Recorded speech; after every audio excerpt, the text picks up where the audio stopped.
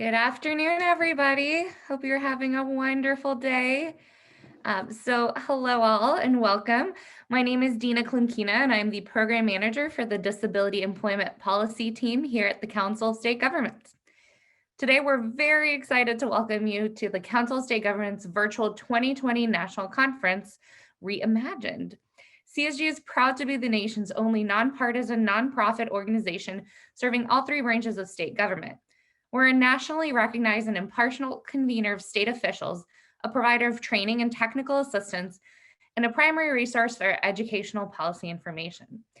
Today, we are proud to collaborate with the United States Department of Labor's State Exchange on Employment and Disability and the Office of Disability Employment Policy in an effort to foster a nationwide workforce that is more inclusive of individuals with disabilities.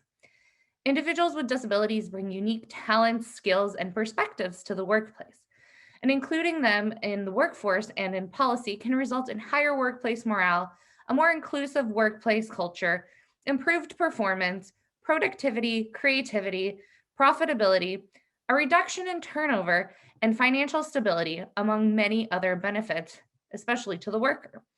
However, sometimes employers and policymakers don't adequately know how to tap into the skilled pool of employees due to a lack of knowledge on how to engage and work with individuals with disabilities.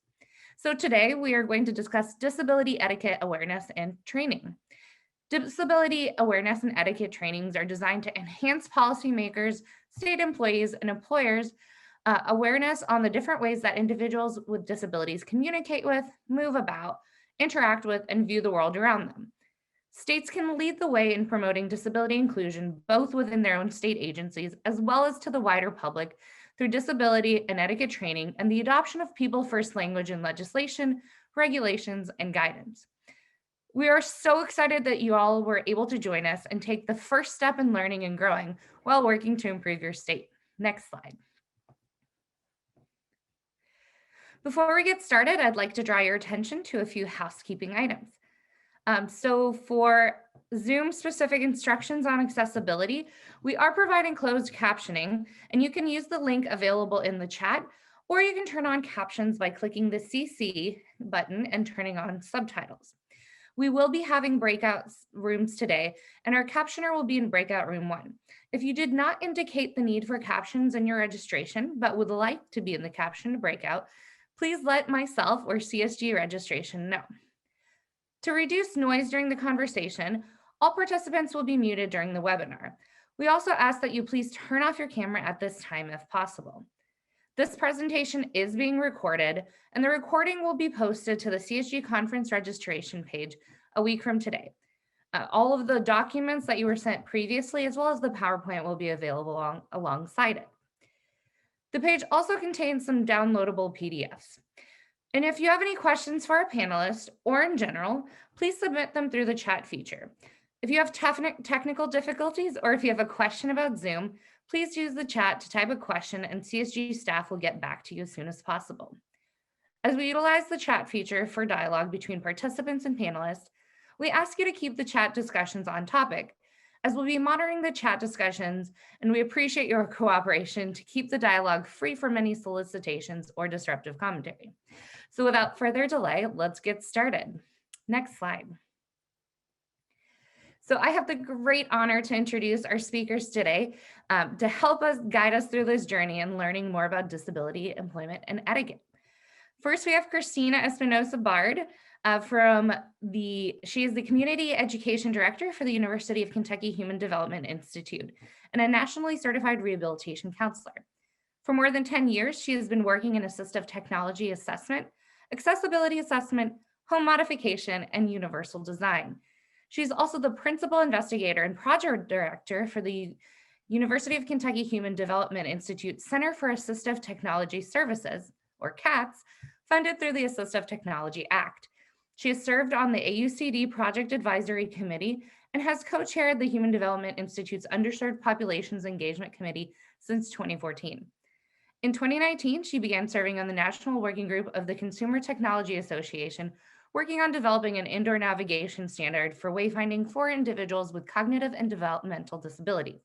She has done a lot more, but We will put a link to her bio in the chat. Next, we have Jason Jones, also from the University of Kentucky.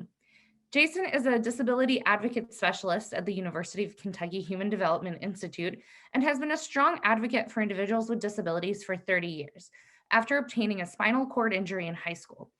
He has worked to ensure the rights of people with disabilities and finding gainful employment as a member of the executive leadership of the Office of Vocational Rehabilitation for 16 years before coming to his current post. Jason has also co-founded the Kentucky Congress on Spinal Cord Injury. The Congress on Spinal Cord Injury encourages its members to be advocates for the rights of all individuals with disabilities and be willing to provide peer mentoring. He's on the board for the Independence Place, the Lexington Commission for People with Disabilities, and serves as the Kentucky liaison to the Southeast ADA Center. Next, we have Ms. Ann Hirsch from the Job Accommodation Network. Ms. Hirsch has been with JAN since 1986. She became a consultant in 1988 and then was appointed as the associate manager in 1994. She became the co-director in 2007. The Job Accommodation Network is the leading source of free, expert, and confidential guidance on workplace accommodations and disability employment issues. Working toward practical solutions that benefit both employer and employee, JAN helps people with disabilities enhance their employability and shows employers how to capitalize on the value and talent that people with disabilities add to the workplace. She has a Master's of Science in Rehabilitation Counseling and Vocational Evaluation, and she received her certificate from the West Virginia College of Human Resources and Education. So welcome, Anne. And then finally, last but not least, we also have Bobby Silverstein. Bobby was the staff director and chief counsel to the U.S. Senate Subcommittee on Disability Policy between 1987 and 1997, and chief aide to Senator Tom Harkin, the primary sponsor of the ADA. Many of us call him the behind-the-scenes architect of the Americans with Disabilities Act. Currently, Bobby is the legislative counsel to the State Exchange on Employment and Disability and a principal in the law firm of Powers, Files, Sutter, and Verville. So without further ado, I welcome our first speakers, Christina and Jason. Thank you for joining us. Thank you, Dina. For having us. Yeah, we're excited to be with you guys today, and we'll go to the next slide. So yes, my friend Jason and I here, we work at the Human Development Institute, and we're the University Center on Disability for the state of Kentucky. So every state has one of us, and the national organization is aucd.org, in case you weren't familiar with them. But we really do work across the lifespan with disability. We work with lots of state and federal contracts and grants, and our work is really to train professionals as well as to provide technical assistance across lots of areas, such as education, employment, housing, healthcare, independent living, assistive technology, and just quality of service and quality of life. So next slide, please. And the next one, please. We like to get started just with this basic question as a baseline, but the question being, people with disabilities lead similar lives to those people without disabilities. And you can go ahead and click that. And the answer is, just to be on the same page, that is very true.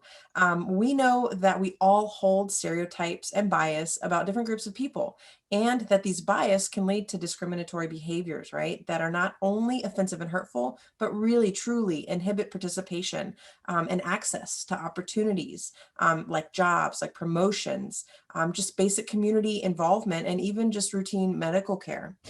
We really believe that most people are not aware of these negative, inaccurate, and stereotypical beliefs, but that lack of awareness does likely lead to discriminatory actions for certain groups of people.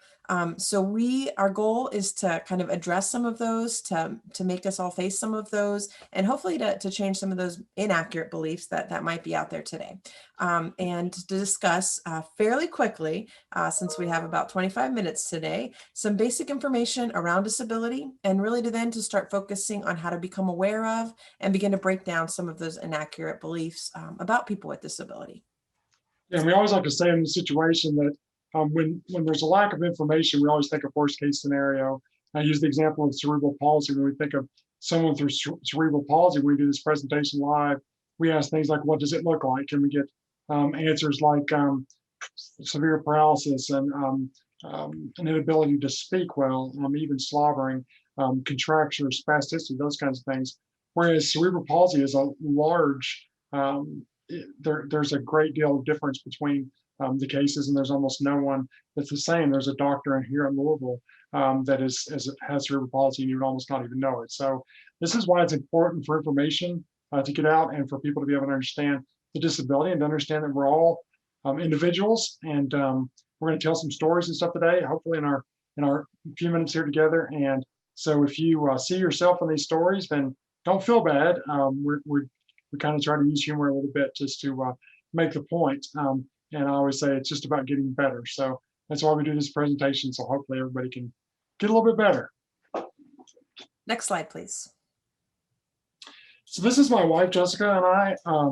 We've been married now 14 years in March, and we met at church. There's no Florence Nightingale syndrome, as I say. She was not my nurse or my attendant or anything. We just met and kind of hit it off. She's a saint for putting up with me, not necessarily my disability, but mostly just my smart aleck mouth sometimes. And but she's been an amazing partner for many years. And we just show this to show, go back to the question of, do people with disabilities live similar lives?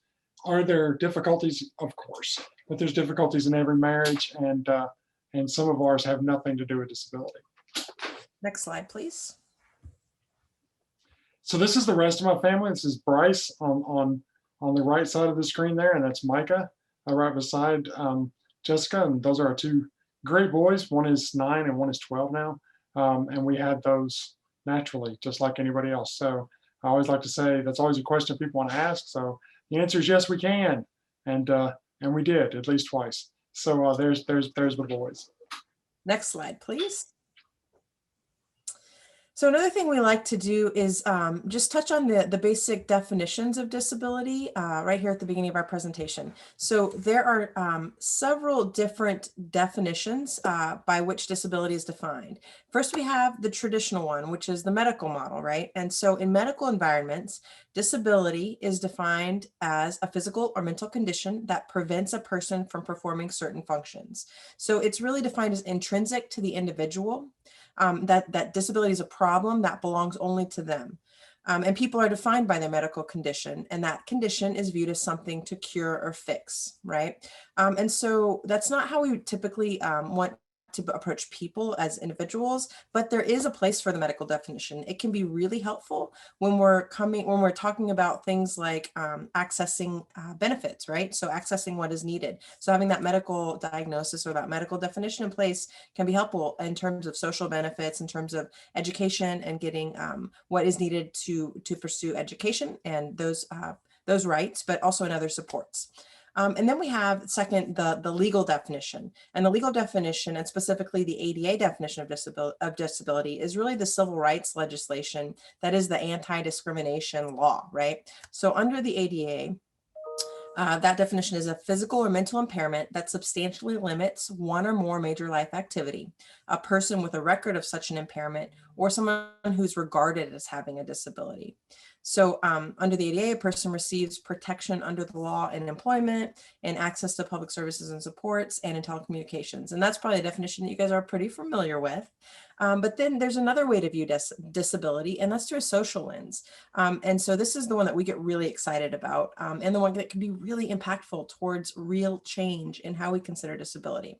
So this definition is that disability is a function of the interaction between a person and the characteristics of the natural, built, cultural, and social environments in which that person lives and works. So this means that whether a condition or limitation is seen as disability depends on the culture and environment. So it's a fluid idea that exists sometimes, but not others. And the point here really, and the exciting piece about this, is that if we're creating environments without barriers, there isn't disability. We can remove disability from our environments in all of those ways. So that's a really exciting way to think about disability and the way that we kind of move forward with our work. Next slide, please. And this slide really just touches quickly on disability in our communities. Disability is especially common in these groups.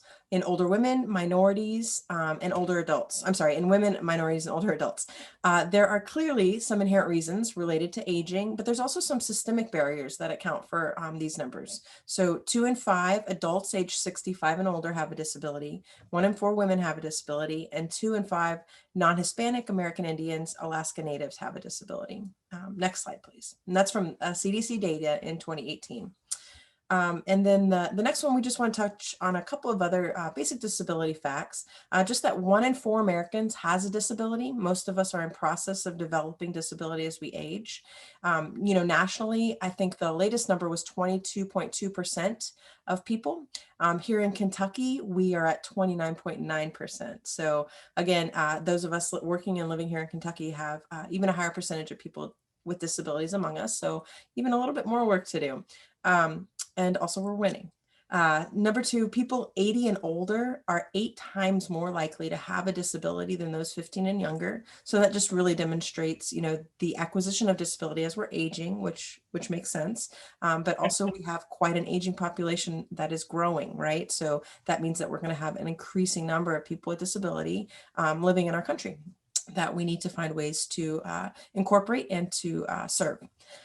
Disability can be inherited or acquired as a result of accident, injury, or the aging process. It can be chronic or temporary. So it counts both ways. There can be reasons that we need accommodation and we need environments to be more accessible on a temporary basis or on an ongoing, ongoing the remainder of life basis. And then also just number 5 is to restate that employment is still a really large issue in the world of disability. For people with disability, only 41% of those aged 21 to 64 are currently employed. And that's compared to almost 80% of those without a disability. And that was pre-pandemic. So I know things are a little bit adjusted right now, but that's the gist of where employment lies for people with disability currently. And next slide, please. So attitudinal barriers, and this is where we focus a lot of our time in this talk today, but the attitudinal barriers are those behaviors, perceptions, and assumptions that discriminate against people with disability. And these barriers really often come from a lack of understanding, and that's what leads people to ignore, to judge, or to have misconception about a person with disability. Next slide, please. So attitudinal barriers are the most difficult to overcome systemically, and they require the most attention individually, right? So the other categories of barriers are physical and systemic barriers. And so those types of barriers, the physical and systemic, can be addressed through passage of laws, provision of accommodation, and those are things we were very, very grateful for. But solutions to those types can be developed in much more of a large scale term through physical space and building requirements, right? But the attitudinal ones cannot. And so that's why we spend the most time talking about those today. Next slide, please. And the first one is inferiority. Because a person may be impaired in one of life's major functions, some people believe that individual is a second-class citizen. People with disabilities have skills or accommodations that make their impairment irrelevant in the community, workplace, and home. And that's thinking in terms of, the social model, right? Or just having those systems in place to where they are able to interact in those environments. And so this is the core idea of what we believe about people and their place in our communities. This one is huge. So often people with disabilities are not valued for who they are and their integral role and their, what their contributions to our communities, and really and truly not given the opportunity to participate. We believe that everybody has something to contribute and that we're all missing out on a more enriched life experience when we leave people out just because they might experience differences in context of ability. Yeah, and this is very important when it comes to the idea of diversity, because exposure to people with disabilities is no different than exposure to any other race or any other minority or any other group of people. When I was at OVR, we said this a lot, that this is kind of the core idea of what we do. We believe that every person can work, and that when they come in, that really what it's about is matching your skills with an available vocation of some kind. And I know our next presenter is going to talk a lot more about that, but I'm not going to be able to be a mechanic on a monster truck or fix golf carts or install your cable or drive a backhoe or any of those things. But I work a very solid long week, and I'm like, like most people my age, and use the computer, some of the technology you see on my head right here, and it allows me to be a very contributing person in society. And so, and a lot of people, when they look at me to start with in the wheelchair, and it'd be really easy to discount me as somebody that's not able to do those things, and which is definitely not true. Next slide, please. The second one is pity. This is when people feel sorry for a person with a disability, and that often can lead to patronizing attitudes. Typically, people with disability don't want pity and charity. They just really want an equal opportunity to earn their way and to live independently.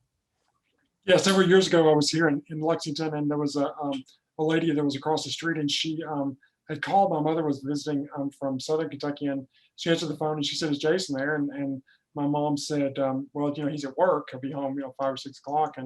And she said it was, like seemed like a 10-minute pause before she said the next thing. And she said, "Oh, okay, well, several of us in the neighborhood are putting together a picnic, and we thought he might want something to do." So the attitude there was, that, well, he doesn't have anything to do, he can't work, so let's throw him a bone and let him help out the local ladies from the neighborhood. And don't get me wrong, very nice people, super nice people. But those are the kinds of things that we try to break down. It's like, I would love to help you, but first of all, I would be the only man, and they didn't invite any other men to do it. So anyway, it was a lovely picnic, but I had nothing to do with the planning or or carrying out the picnic. So Next slide. The third attitudinal barrier is hero worship. This is when people consider someone with a disability who lives independently or pursues a profession to be brave or special for overcoming a disability. Most people with disabilities do not want accolades performing typical standard day-to-day tasks. The disability is there, but the individuals learn to adapt by using their skills and knowledge, just as we all adapt to our attributes. can you imagine if when you got done brushing your teeth in the morning, there was a whole house full of people clapping and congratulating you with a golf clap saying, "Good job, way to brush your teeth," right? I know it seems ridiculous, but when you think of it in those kind of terms, it's really not, right? I was going to Lee's famous recipe one time, which is, I stopped being able to process when I hit 40, like everybody else, I think. But anyway, so I was going into the store, and this lady came out, and I knew she wanted to say something, and I'm trying to be very gracious in those situations, and like, "Come on, what do you got?" And she opened the door, and as I started going, she said, "It's just really good to see you out." And I was like, "But yeah, but I just wanted some chicken," like I was just hungry. It wasn't any big deal whatsoever. I received an award one time for having a good attitude, which is definitely not the case all the time. Although I try to have a good attitude, but that's just in life and not necessarily anything to do with my disability. So really, it's just all about getting to know a person and learning what's to be celebrated about that person. And if I win an award for something that I did for my merit, that's great. But not just because I get up every day and take a shower and go to work and raise my children.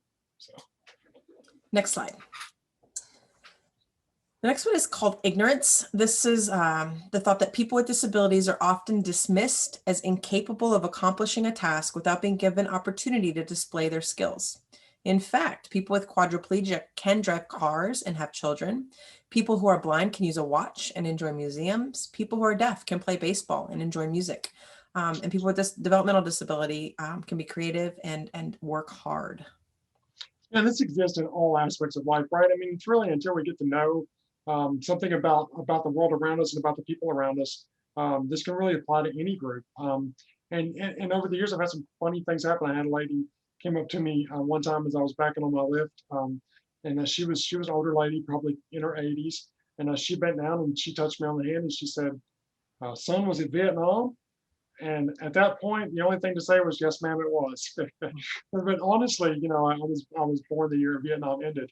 But in her world, people from Vietnam were the first really view that she had of somebody with a disability, because so many men came back, and that was really kind of the first time that people with paralysis survived war and came back with opportunities. So that was her perspective. But this happens a lot, right? I'm always being told about people's friends. I have a friend with a disability, and I always come back with, "Well, my friends can walk; they don't have a disability." So it's kind of the same thing. But ignorance gets in the way, but it's always relish the opportunity to educate.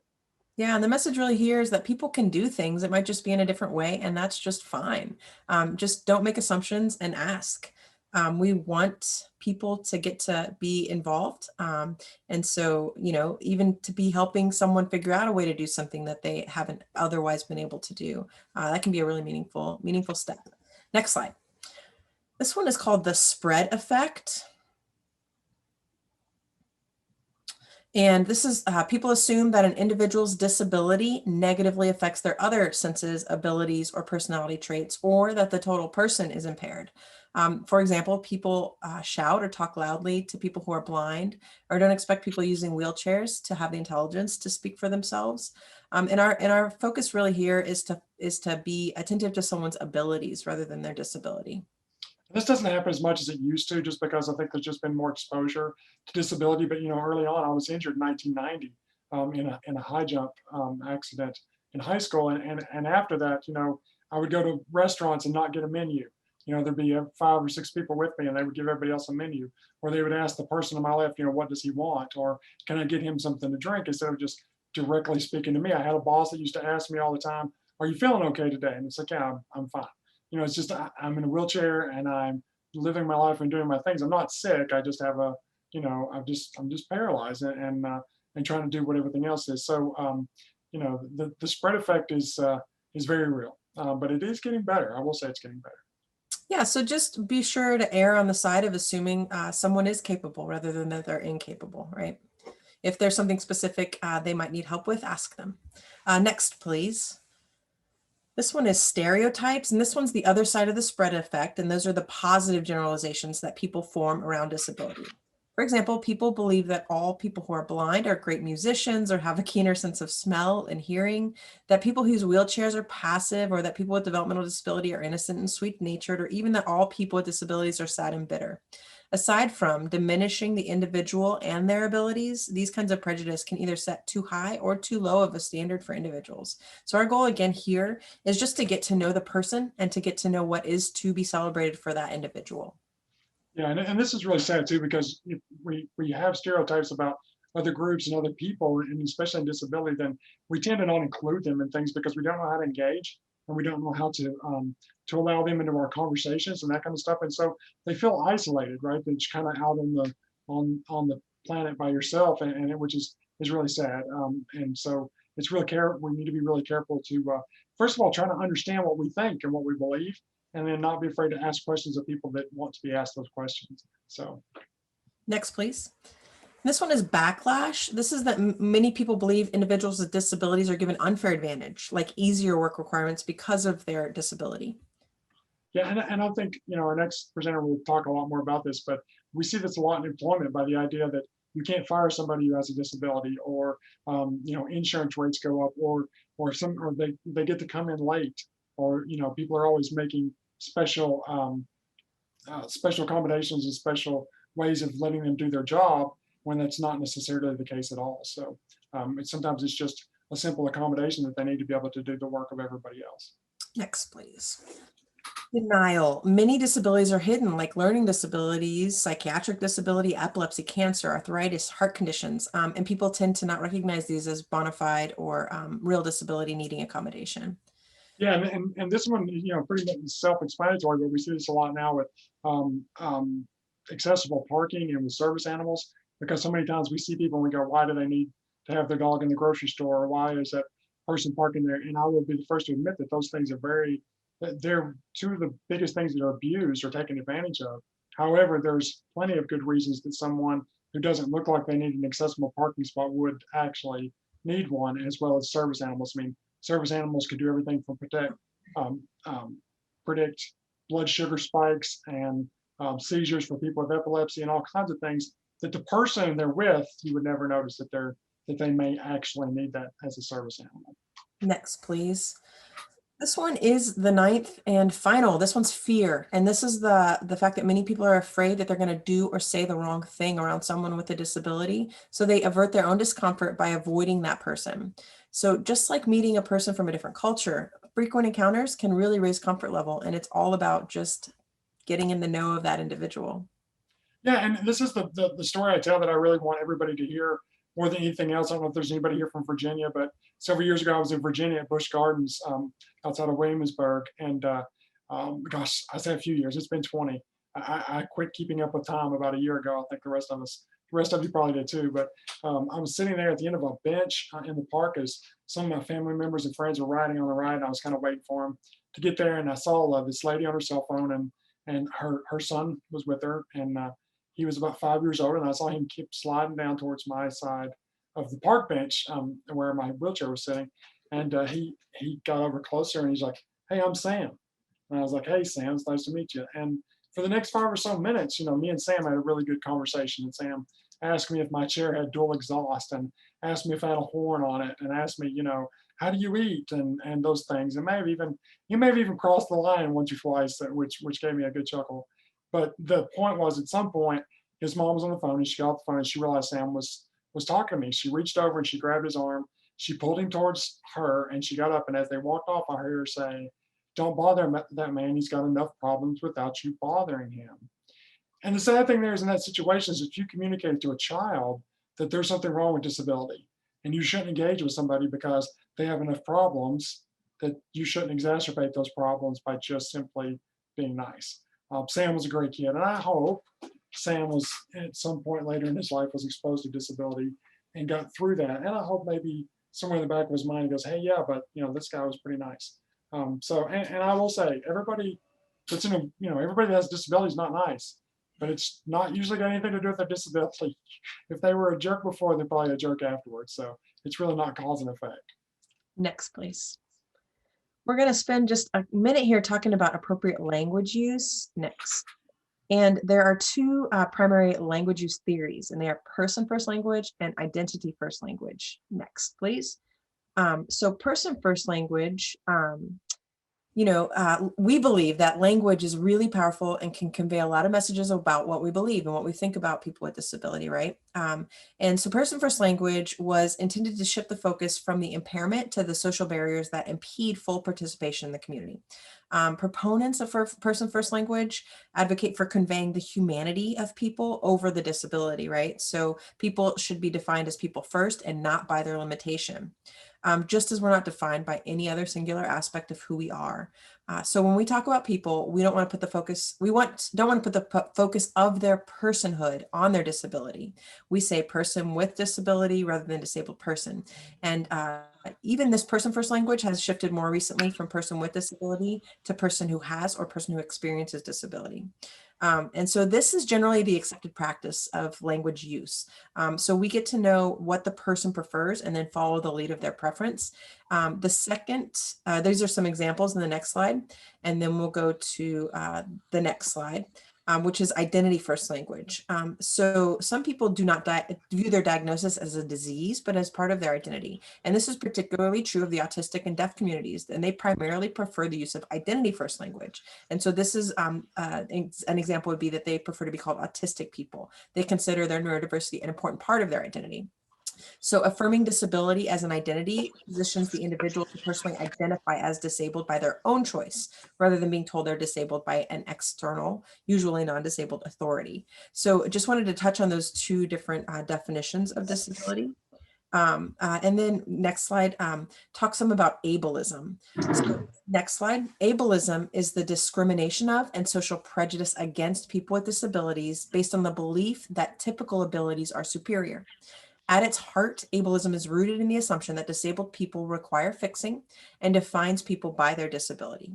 Just like racism and sexism, ableism classifies entire groups of people as less than and includes harmful stereotypes, misconceptions, and generalizations of people with disabilities. So I know you guys have access to this PowerPoint, and the next two slides demonstrate and talk through some of examples around what ableism is and some ways to recognize it in our own language use. And if we could go to the next slide. Our real goal here is, above all else, to not make assumptions about what a person can or can't do, but ask the person and listen to what they say. We know that we all get intimidated by communicating with people that are different. Communicating with people with disability is no exception, because we might not know what the appropriate etiquette is, or we might be afraid of saying the wrong thing. But we really want the takeaway to be that communicating with a person with a disability is really quite easy. Just approach them with respect and courtesy. And next slide.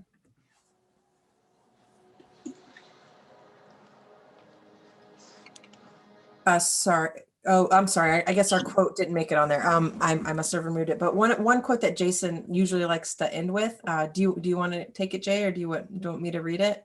Yeah, I always say your ability to influence another person is directly related to how they feel about themselves in your presence. And so the point of that real quickly is just, if you make someone feel included, if you make them feel like their ideas are being listened to, if you allow for their expression, then we all feel like we're connected, and connectivity is the enemy of isolation.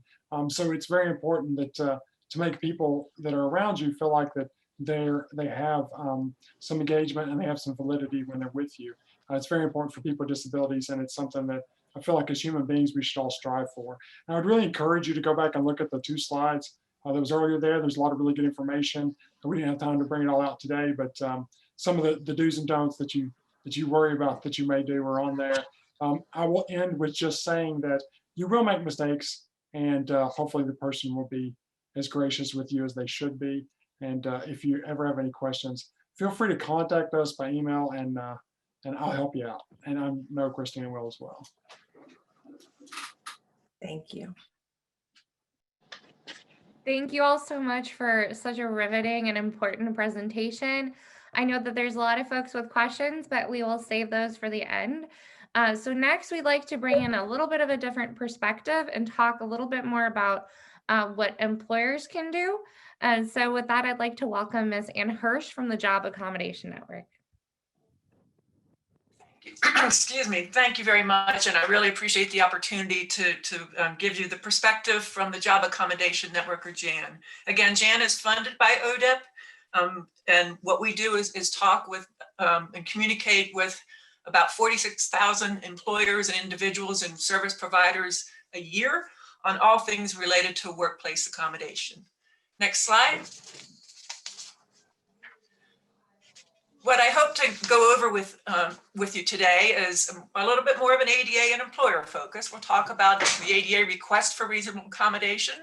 I'll briefly go over types of reasonable accommodation, and then I'll get into a little bit on some research we do here at JAM related to the cost and benefit of implementing accommodation. Next slide. It's important for employers to know what a request for accommodation is. An applicant or an employee can ask for an adjustment or a change at work for a reason related to their medical impairment. They can say things like I have on this slide. I'm having trouble getting to work on time because of a medical side effects. An employee returns to work using a wheelchair and says the wheelchair won't fit under their desk. A healthcare provider indicates an employee requires leave for medical treatment. So the request doesn't have to come directly from the individual. What a request is an impairment causing a problem and a work-related barrier. Next slide. So what's the best way for an employer to initially respond or reply to a request? 5 simple words. How can I help you? And that's not a JAN original. There's a employment attorney named David Fram who does a lot of training, and this is where I heard this first, and I think it's wonderful. How can I help you? Makes that individual understand and know that you're listening to them, you heard them, and that you want to help them find a solution. Next slide. I want to just go over a few basic principles related to ADA and request for accommodations. The first, an individual is not required to submit a request at a particular time. It's best to do so before performance suffers, but it isn't that they have to disclose and request an accommodation upon hire. The ADA also does not require process forms for requesting reasonable accommodation or a time frame for responding. There's not a specific time frame or specific form one has to use in relation to the ADA. Having said that, a lot of employers do have forms and do have time frames because that's a real good practice to make it consistent, that process. They're not required to assert rights under the ADA and be real formal. They don't have to use terms like, I am exercising my right to request a reasonable accommodation under the ADA. And they're not required to submit it in writing, but we certainly do encourage individuals to submit in writing, as well as seek out what practices and policy that employer may have to play win-win and use those forms. Next slide.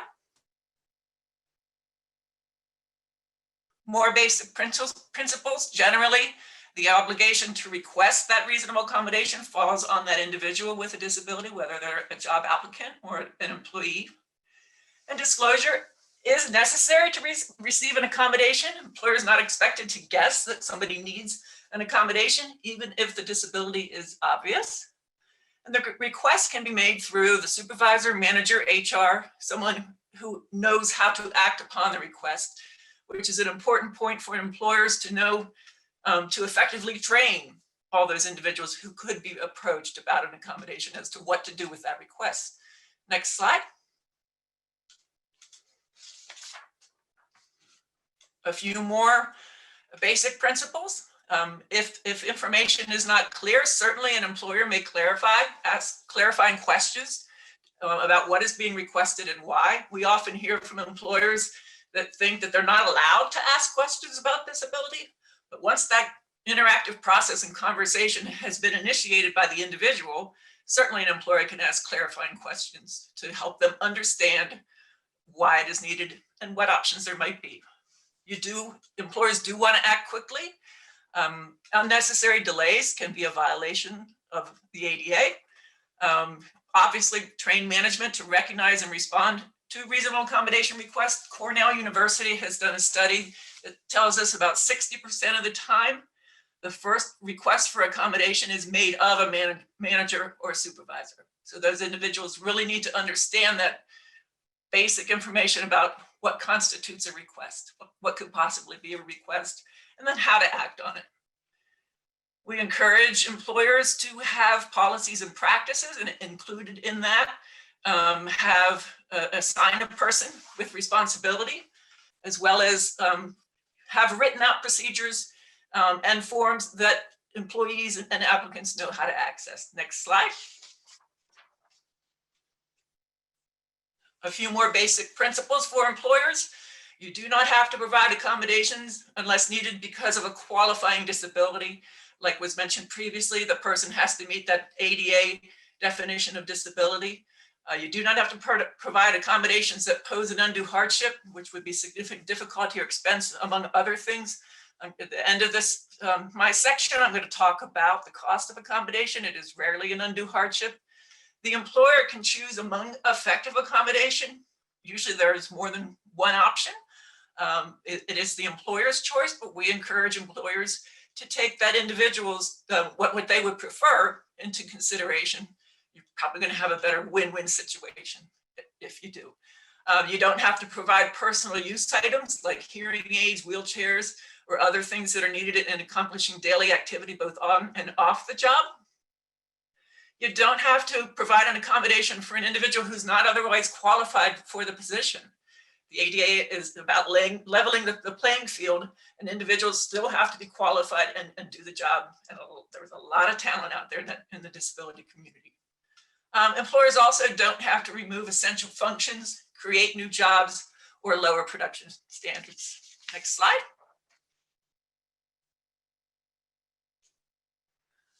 So at Jan, we try to help employers and individuals, but mostly employers are our larger customers, increase their comfort, confidence, and competence of all their employees by helping them understand and implement disability-friendly policy, practice, and training. We encourage them to train all their employees on skills that help to more effectively communicate at work with people with disabilities.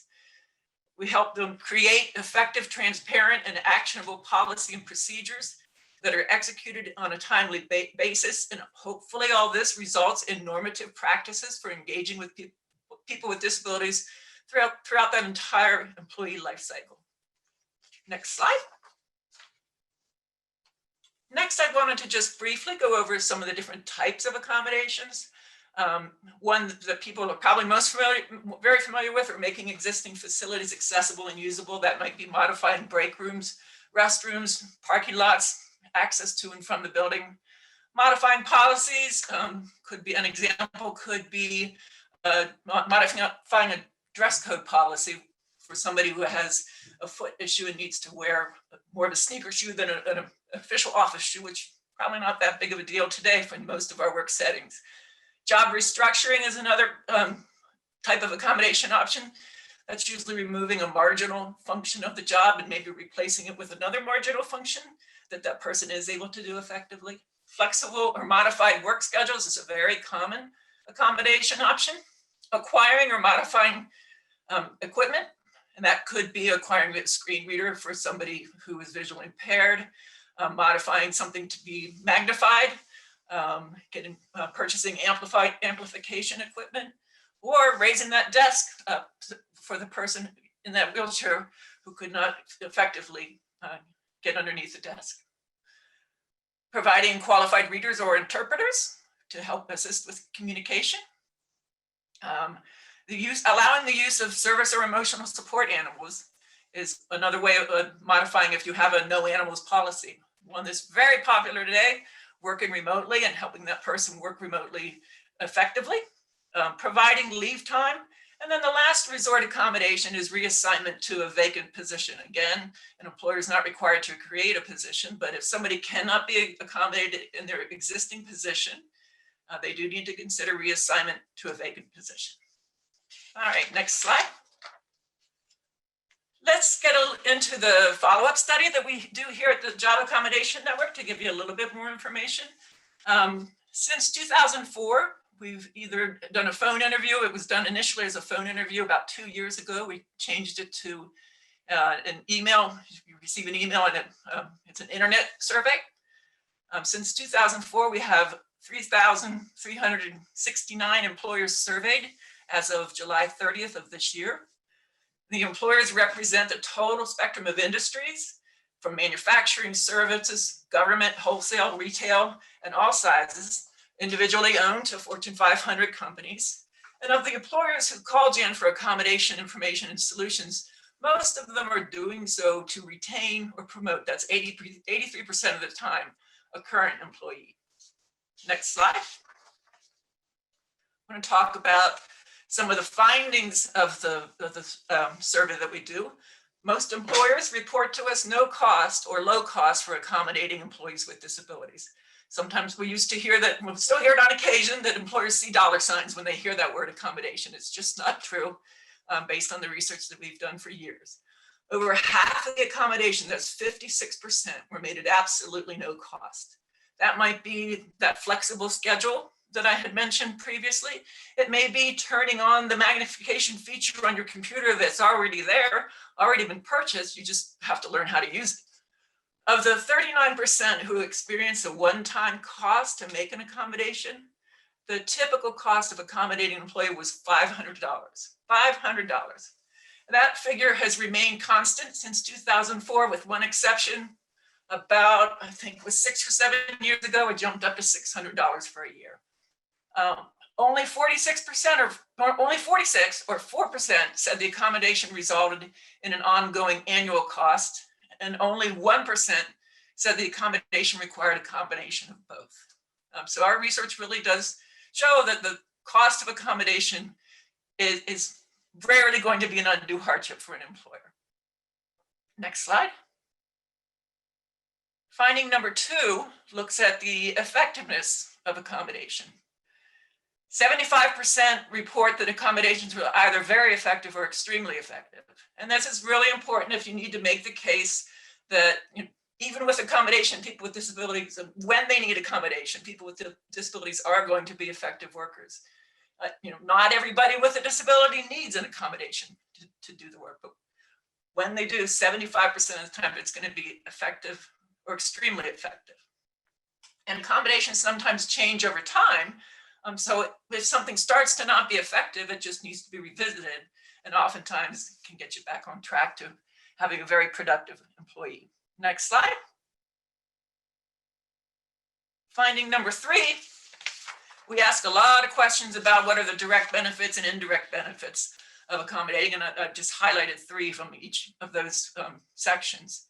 90% tell us they retained a valued employee. It costs money to hire somebody when somebody leaves your company, saves money there.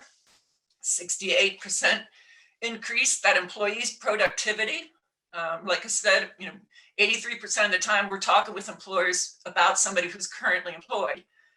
Before they're accommodated, maybe they weren't being as productive as they can now that they have been accommodated. 57% increase that employees' attendance. Some of the indirect benefits. 57 improved interactions with coworkers. 55% increased overall company morale. If you see your employer taking care of the guy sitting next to you, you're going to feel better about working for that employer and getting up and strapping those boots on and going to work that day. 49% increased overall company productivity. They felt was an indirect benefit of implementing effective accommodation. Next slide. So we do an annual report that we call low cost, high impact. And there's a link to it here on this slide. We update it annually every October. And if you, all the results I just went over and more are in that report so that you can share it with others. And my last slide is the contact information. Like I said, we have contact from about 45,000 employers and individuals on an annual basis.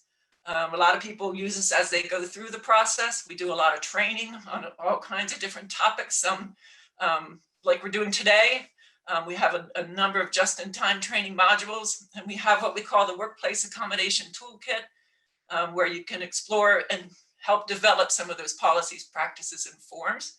And again, you can reach out to us. Right now, the best way to get us is through internet chat and email.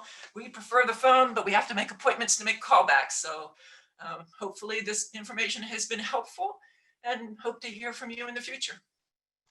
And with that, I'll turn it back on over. Thanks so much, Anne.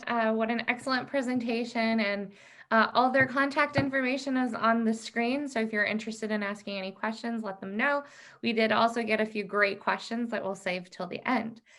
For now, I'd like to turn it into yet another area of focus, which is public policy and disability employment. So without further ado, I'd like to welcome Bobby Silverstein. Well, thank you, Dina. As Dina said, my focus is going to be on public policy and the changing perceptions and assumptions about people with disabilities over time, and where we are today using the social model for disability policy. I think I'd like to start by going back in time. And you'll pardon me if I go back to start with the great philosophers and what they thought about people with disabilities and why it's important. It's important because we in our country have developed over time a lot of our public policies based on some of these premises. Hippocrates asked the question, which children should be reared? Plato answered by saying, we should provide treatment for those of our citizens who are physically and psychologically good. As for others, we will leave the unhealthy to die, and those whose psychological constitution are incurably corrupt, we will put to death. Aristotle said, let's abandon an infant or let them, with regard to the choice between abandoning an infant or rearing it, let there be a law that no crippled child be reared. So it's not surprising that we had ugly laws where people with physical disabilities were not allowed in the public, and they were subject to fine if they were. On the books in Chicago until the 1990s. Kids were excluded from education. There was a Supreme Court case in the state of Wisconsin where a child with cerebral palsy was excluded because he was crippled and defective. And he produced a, quote, depressing and nauseating effect on other children. We had forced sterilization. The US Supreme Court said a woman with a developmental disability could be sterilized against her will in order to, quote, prevent our being swamped with incompetence. It is better for all the world if instead of waiting to execute degenerate offspring or for crimes or let them starve for their imbecility, society can and must prevent those who are manifestly unfit from continuing their kind. We had forced sterilization. Why? Because in the words of some of the PhDs, the great thinkers, that people who were developmental disabled, who they called feeble-minded, were, quote, a menace to society and civilization. Justice Thurgood Marshall described our treatment of people with disabilities historically as grotesque and worse than some of the worst excesses of the Jim Crow laws. That was our society's approach. It was based on pity. The result was exclusion, segregation, denial of services. We have developed a new paradigm, a new approach to disability policy. Next slide, please. And to address this new paradigm, this new approach, we have developed a policy checklist, which we sent to all of you. And this policy checklist, at least from my perspective, it sits 6 inches from my left hand, and I'm always using this when I am providing policy assistance to state policymakers. And as Dina said, I am the former staff director of the Disability Policy Subcommittee in the Senate and had the privilege of being in the Senate when we passed the ADA. This checklist is what we use to develop that legislation. It can be used by policymakers as a lens or a guidepost for looking at generic policy, that is policy that affects people with and without disabilities, as well as disability-specific legislation. It's a checklist. It's a lens or a guidepost for ensuring that the policy is consistent with the social model. Let's start with the statement of findings. Next slide, please. Okay, that slide, thank you. When we develop public policy, we always want to start with finding a rationale, explain historically how people with disabilities were treated in a certain area, the nature of the problem, and why change is now necessary. So to be very current, the pandemic, a lot of folks are teleworking now. Well, some states have recognized that we need to write telework policy that addresses the needs of all, including people with disabilities. So Massachusetts, Minnesota, New Jersey, state of Washington have developed specific COVID-19 policies. Massachusetts wrote a policy, the rights of persons with disabilities to accommodations. Minnesota, protecting workers from unsafe working conditions. State of Washington, high-risk employees, workers' rights. We have Oklahoma that has an executive order that's or legislation that specifically deals with telework from a disability perspective. Recognize how important it is to address specific issues related to those with disabilities. Next slide, please. This is probably the most important thing for policymakers who are attending this webinar. What is the underlying precept of disability policy in 2020. It is based on the precept that disability, like race and gender, is a natural and normal part of the human experience that should in no way diminish a person's right to fully participate in all aspects of society. And what we should be focusing in is on fixing the environment, the physical environment, facilities, websites. So we have architectural, communication, and transportation barriers. Fix the environment rather than focus on fix the person who has a chronic impairment. This is taking what Christina and Jason shared and putting it in a policy context. And what are the goals of disability policy in 2020?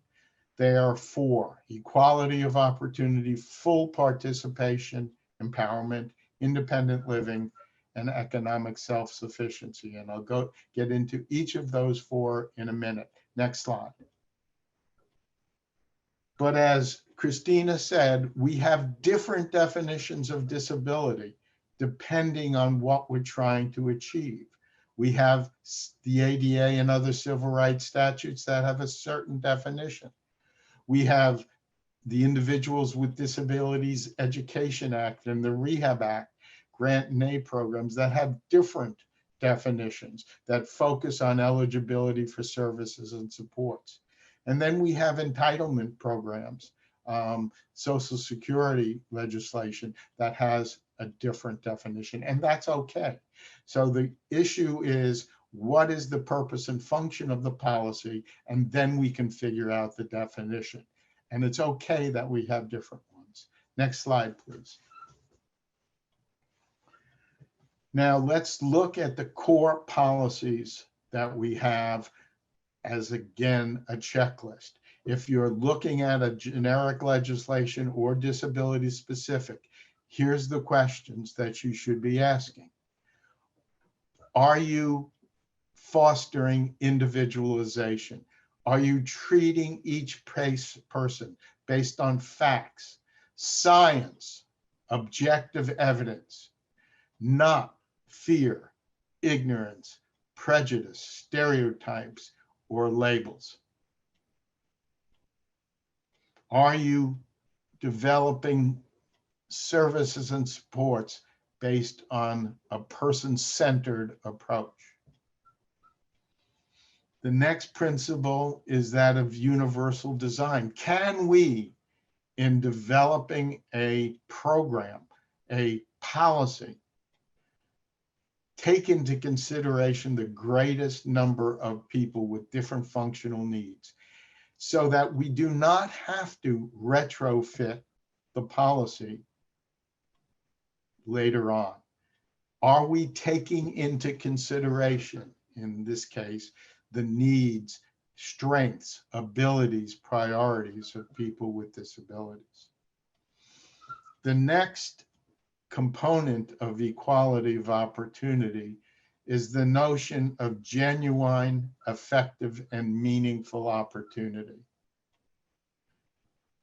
If I'm giving a presentation on the 3rd floor of a building, and there's no elevator, and there are no stairs, and there's only a fireman's pole, how many people are going to be able to get from the outside into that 3rd floor and participate in that? Very few. When you sit at your desk, when we're back in the world of working at a workplace, you have a chair, you have a desk, you have a phone, you have a computer. When is the last time any of those things were referred to as reasonable accommodations or modifications or any word like that. In an education area, special education and related services. When we're talking public policy, we have to get away from legal mumbo jumbo disability jargon and go to the core value, the core principle. And that is everyone should be providing an opportunity that is genuine, effective, and meaningful. And yes, we use phrases like reasonable accommodations, special ed and related services to reflect this. But too often, those words are translated from the minds of non-disabled folks and some policymakers as special treatment. This is not special treatment. This is the principle that all means all. And we need to provide not just services and supports for the average person, but services and supports and opportunities that work for everyone. And the fourth is the notion of most integrated setting appropriate. Figure out what's appropriate, and then the default, the presumption, the priority is always the provision of that opportunity with non-disabled folks. Next slide, please. The next core policy checklist to make sure that our policy that you're pursuing, whether it's healthcare, education, transportation, childcare, it doesn't matter, it's the same, is how are we dealing with the individual, the family, and the system? There's a notion in the disability community of nothing about us without us. That's for the individual, the family, and the system. And the concepts are self-determination, self-advocacy, and not just choice, but informed choice. For the individual, in terms of services and supports, for the family where it's appropriate, and involvement at the systems level so that people with disabilities are at the table when initial decisions are being made about policy. Next slide, please. The next core policy is how do we foster independent living? What kind of skills are necessary? What kind of long-term services and supports, and cash assistance, healthcare, transportation, those other support services that allow a person to live independently in the community. Next slide, please. The fourth key goal is economic self-sufficiency, that this should be an expected outcome of our public policy, not dependency, economic self-sufficiency. And that requires certain education and training, some cash assistance with work incentives, and tax policies that incentivize employers to hire people with disabilities. Next slide, please. Now, when we're dealing with public policy that is prescribing appropriate behavior and proscribing inappropriate behavior, it's great to have the right precepts, goals, and policies. But bottom line is we care about implementation, implementation, implementation. And there are certain policies that you can include, again, checklist in your public policies to maximize the likelihood that the goals will be achieved.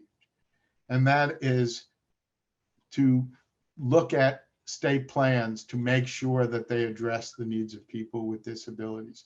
Look at intake and admissions. What is the design of the policy? Is it person-centered? Is there person-centered budgeting?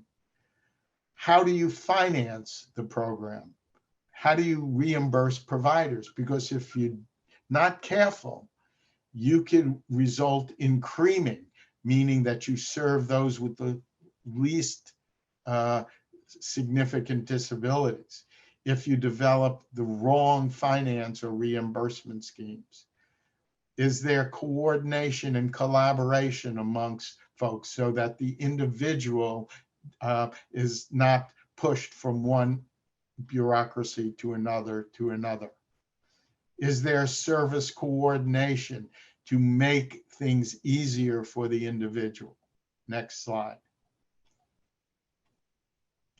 Are the providers adequate to meet the range of needs of folks? Again, this is a checklist. Monitoring and enforcement to make sure that the system is ensuring compliance. But oftentimes the system doesn't do it. So are there procedural safeguards for the individual? Is there advocacy training so that people know what their rights are? Are the performance measures, do they facilitate or impede achieving the policy objectives? Technical assistance to make sure that we are adopting best promising and emerging practices. Capacity building to make sure that we have the professionals who understand the social model of disability and what we're trying to achieve from a policy perspective. Cultural diversity in what we and how we provide services and supports and how we communicate, and making sure that the system is always state of the art through research and development. Next slide, please. That was the policy checklist that hopefully will be helpful to policymakers as they develop and expand and improve on public policy. I'm part of the State Exchange on Employment People with Disabilities, the SEED project. I am the alleged counsel for the SEED project. We have developed all kinds of resources and tools. We provide policy assistance. We help policymakers draft legislation, do gap analysis, review their legislation to see if there are ways of including people with disabilities in generic policies to make sure that when we do COVID-19, it's inclusive. When we do telework, it's inclusive policy. We have developed a Work Matters, which is the 5th bullet, a comprehensive description, identification of policy options for states on if they want to be a model employer, to engage the private sector, disability-owned businesses, youth transition, transportation, accessible communication.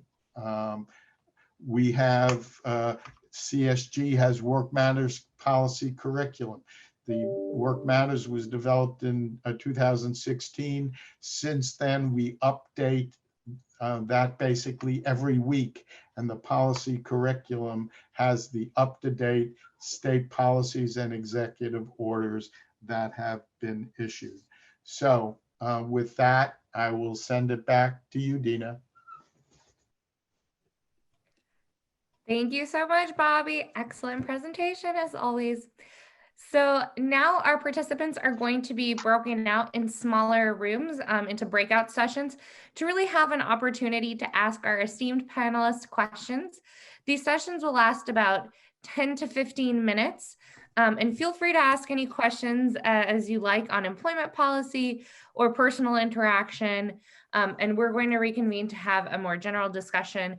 As a reminder, if you would like to be in the session with the captioner, please let us know and we will assign you there. But really, we hope that you all can get a chance to meet each other, ask any questions you have, and really tell us what your priorities are. So with that, please bear with us as we move into breakout sessions. All right, everybody. I hope you all had good breakout rooms and enjoyed your time chatting with our panelists. I know I have a lot of homework to do, so Bobby, just a heads up, we've got a lot of work. Hi there. I think we lost Dina for a minute. And and we're going to try to get her back in. I think we might have lost her connection. But I believe we had a few questions. Oh, and here comes Dina. So she'll join us, but we wanted to have our panelists join us back again. And so we can go over some of the questions that we had in the chat and also in the breakout rooms.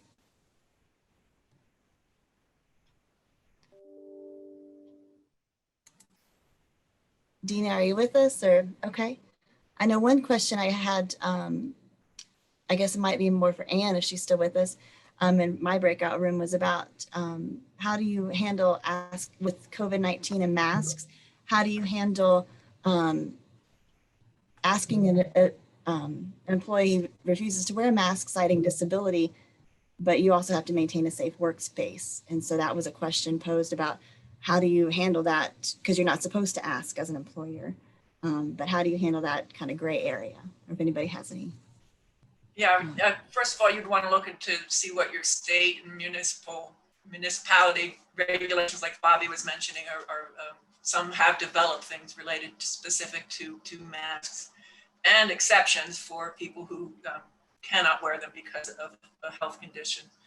It really is going to depend on the situation. I mean, there are times when individuals can wear a different type of mask. We've had situations where employers were purchasing a specific mask and the employee wanted to bring their own and could wear that, just made of a different material, as long as the employer certainly has the right to inspect it to make sure they feel it's going to maintain the safety that's necessary. Sometimes the discussion can be about, is the person's workstation able to be moved where they can remove a mask for a time period, and if they could wear it on occasion. Sometimes would a face shield suffice? Probably not in most situations. It really depends on the situation. Of course, obviously, can they consider telework? But I mean, you certainly can. If they're saying I can't wear it because of a disability, that's sparking that interactive process to try to determine what might be a possible reasonable accommodation, because there could be one. Sometimes it's, well, I'll wear it, but can I take breaks every 15 minutes to take it off for 2 minutes, or every half an hour or something, something that's realistic that allows the person to get done. That initial refusal to wear doesn't always mean that's where the situation's going to end up. So you would want to engage in that interactive process like you would with anyone else requesting an accommodation.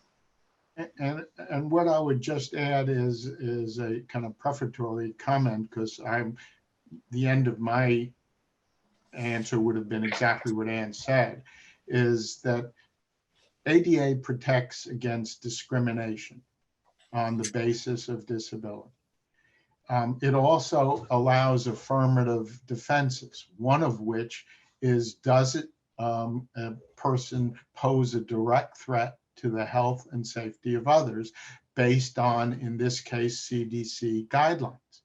If the answer is, and the question of pose a direct threat to the health and safety with or without a reasonable accommodation. So it may well be that with an accommodation, that person does not pose a threat to the health and safety of self or others.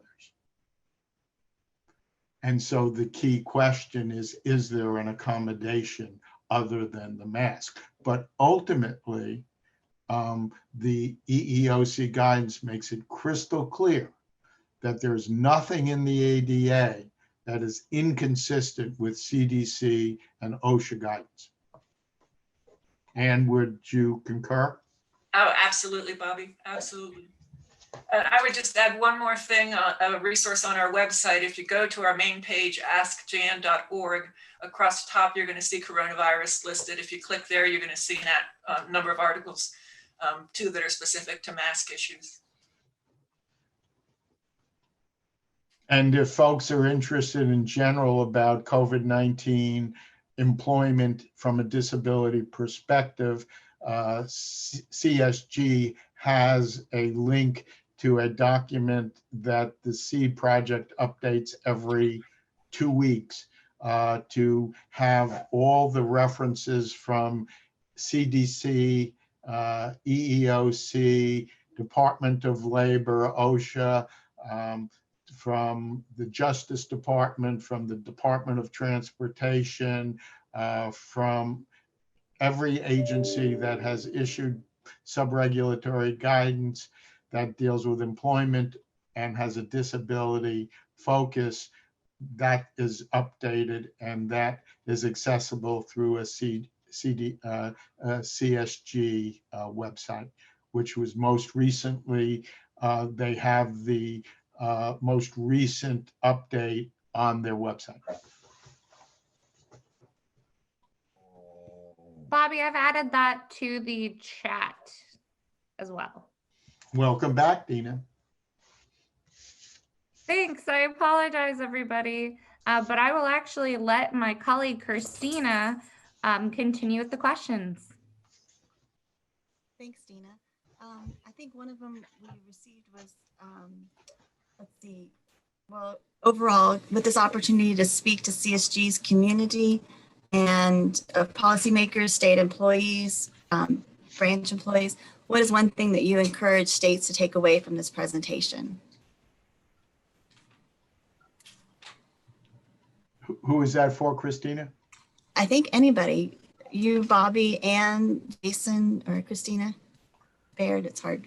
I would want to echo what Bobby said earlier, just about having people with disability at the table. That is so important. We need to have that table full of everybody who's being spoken for. We don't want to have someone not there, right? And some ways to do that, we all have Centers for Independent Living, right? And so that they're a great resource for having access to people from the community and to identifying some of those that would be really excellent to have at the table from a lot of different intersectional and diverse backgrounds. My major hope in terms of a takeaway, and I made this point in our breakout group, is the change in paradigm between the old paradigm where people with disabilities were perceived as defective, in need of fixing, to the new paradigm which is captured by two sentences: that disability is a natural and normal part of the human experience, that in no way diminishes a person's right to fully participate in all aspects of society, and that we should be focusing on fixing the environment, not fixing people with chronic disabilities. And that's the major takeaway. The old model was a pity model. It was a charity model. We're not talking about charity. We're not talking about pity. We're talking about civil rights, the right to an opportunity that is as effective, as genuine, as meaningful as that provided to others.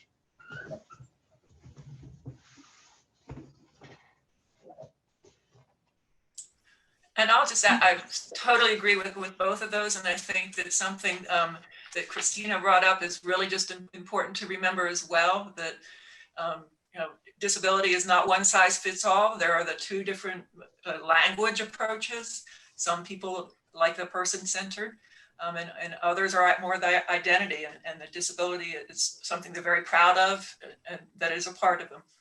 So it's just important to look at, once you get to the point of individuals, yes, everybody needs to be at the table, but there is a great deal of diversity and disability as well. Well, that's some valid points, and I like how they all work together, even from different points of view. Another question for all of you all is, why should employers, which are in states are normally one of the largest employers in the country, focus on disability etiquette at the agency level and at the policy level? Well, I'll start. One of the things that CSG and NCSL and National Governors Association, Women in Government, as part of the SEED project, are focusing on is the state as a model employer of people with disabilities. And one of the components is certainly disability etiquette, but we go way beyond that to looking at goals, affirmative action, proactive steps, goals, plans, reports, fast-tracked hiring authority. There's some people with disabilities who are incredibly qualified, but they'll never make it through the civil service system.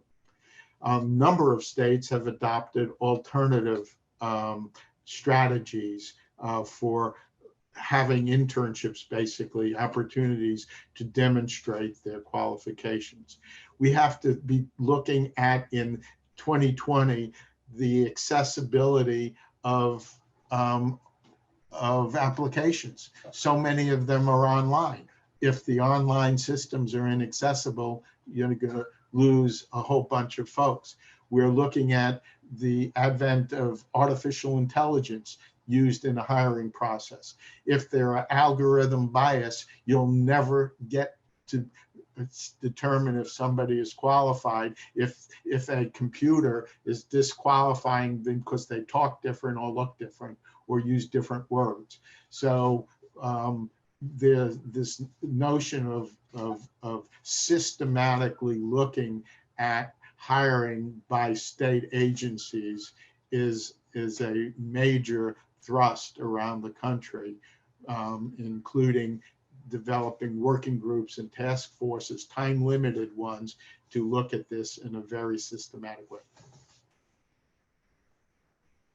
Yeah, and I said it earlier too, but it's completely true that the more of us that are included in every environment, in every way, the more enriched that environment and our culture and our states and our country is.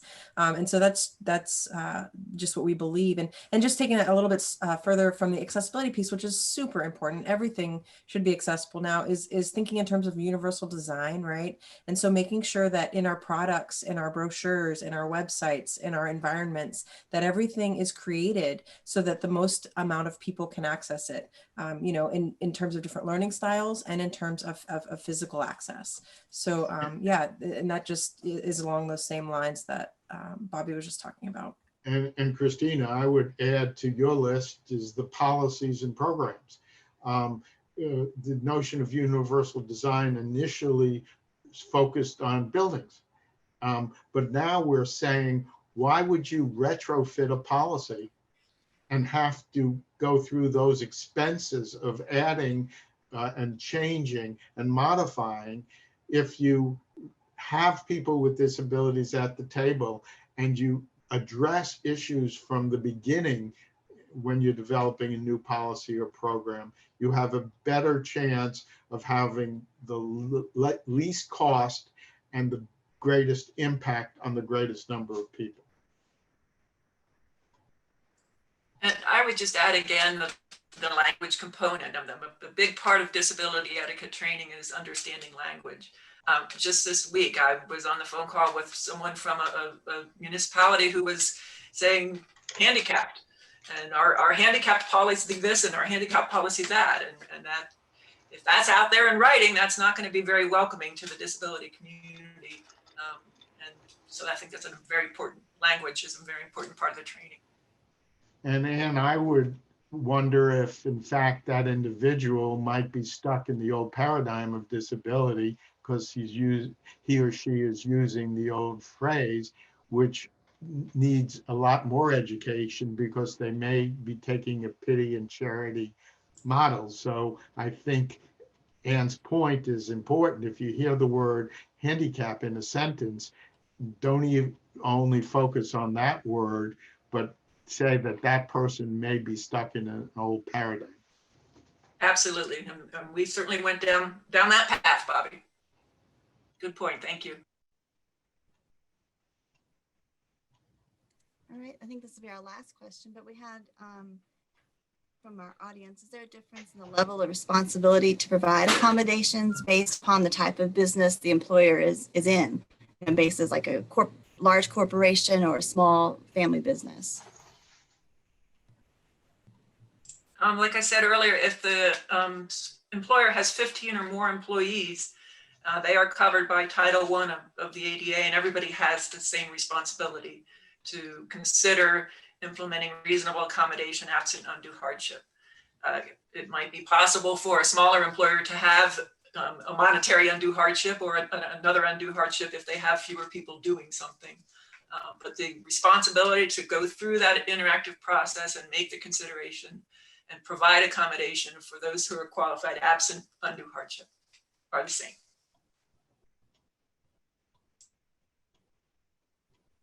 Thank you. And Bobby, do you have anything to add? No, I added my most important takeaway in terms of the paradigm shift. Thank you. Well, with that, can we have the next slide, please? So I just want to say thank you to Bobby, Christina, Jason, and Anne for your time and insights and all of your incredible considerations. And thank you all to our attendees and our partners at the State Exchange on Employment and Disability. We're so excited about this panel, and we hope that you all were able to learn. We do have a number of resources available on our site. Please visit seed.csg.org. You'll see a lot of reports we mentioned, blogs on unique topic areas. And we also have an entire curriculum on disability employment policy. I believe we did put a link to that in the chat a little earlier.